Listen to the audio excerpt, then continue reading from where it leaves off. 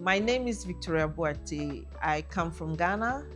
What inspired me to start Hausa Koko was my background have been entrepreneurship.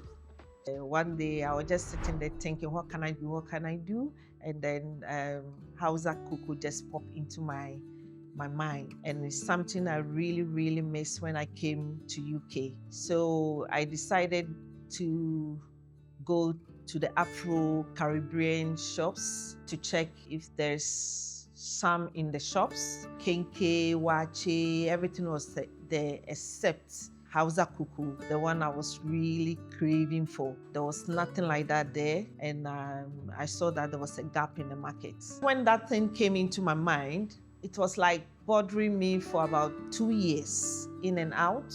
Eventually, I went to Ghana.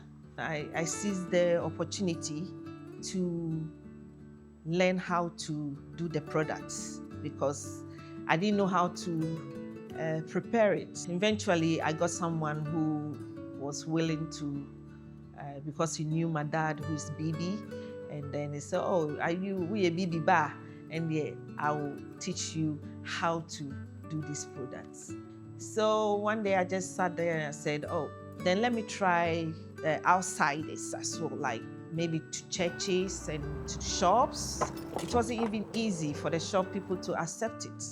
But then I convinced them. I said, "Oh, this is a good product. You want to try it in your shop?" And then people were like, "Okay." Some people refuse, some people will take it and then try if it will work. And then there was a shop I went. That was the first person who had my cuckoo. As soon as I left the shop, he said, "Listen, your product has finished, so you better bring us more." Then I was like, whoa, how am I going to do this, continue doing a lot of production, So as we were growing, there was a lot of demand. The labor aspect was another challenge for us. As I started in a small kitchen, so I wasn't producing a lot. After I was doing 9 shifts, coming back home, cook in the morning, and then go around to do the delivery. It was too long. The process was so long that it wasn't easy at all. So this is whereby my son also stepped in.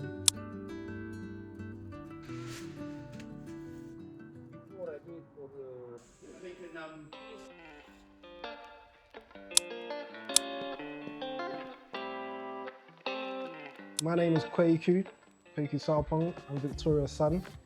I got involved in a company at a time when I could see my mum was sort of struggling. I saw that she had started something amazing, and I wanted to see where we could take it. So I used to sit down with her and understand her vision, what she wanted to achieve and how she wanted to get there. I remember in ending of 2017, going into 2017, New Year's, all her staff left. And at that time, it was manually intensive. I didn't like the position that she was put in. Put a lot of stress on her. This is my time to get involved. Let's figure out how to make the process a lot less manually intensive. So we looked at branding and also machinery to make the whole operation more efficient. We are doing renovation right now. Yeah, so after moving out of the kitchen into a smaller unit behind our house, we had all the machinery set up, and business was going very well. We was growing steadily, but over some time, we had some challenges keeping the product towards a higher standard, to the standard that we wanted it to be. Now, where the business is at, we need people with a lot of experience, so who've been in the industry, who understands how to, operate a factory of this size and understand all the regulations, all the health and safety. We knew that we needed someone with more experience who can help us elevate and understand the process of how to run an efficient food manufacturing business. Right, guys? Yeah. Yeah. So currently we're running. Hello, my name is Alan Frost. I am lucky enough to manage this wonderful facility we have here at Bristol. So my background in food manufacturing, I have 25 years of experience.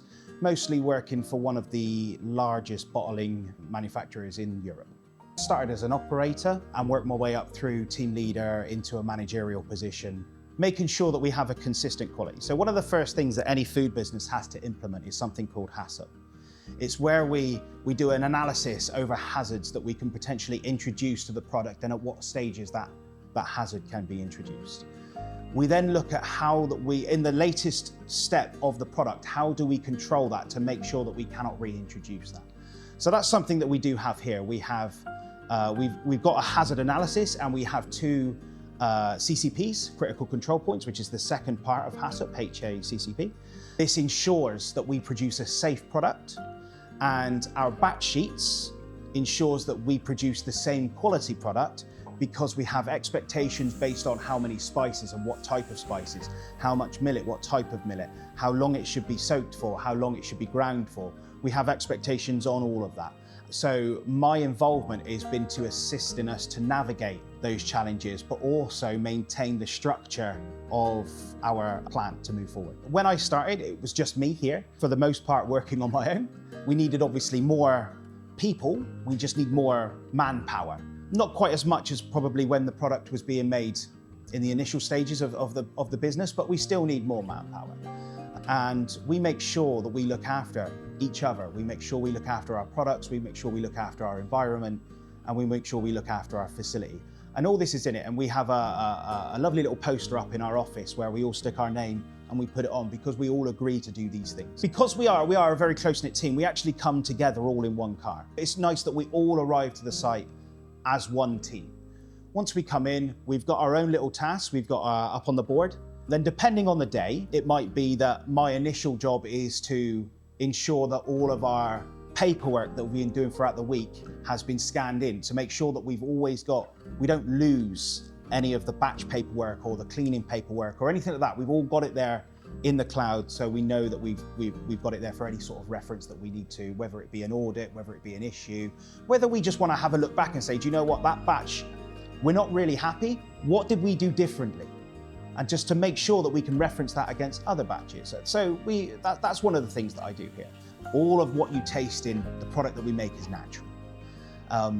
This has led us to where we are now and the process to what we have.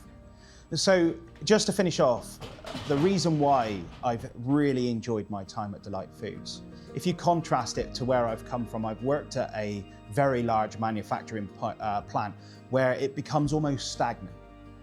Everybody's just stationary, everybody turns in just to do the day's jobs, the day's tasks and move on. That's not what I have here at Delight Foods. What I have is a real sense of purpose and a drive forward in order to hit those highs that maybe that manufacturer's already got to.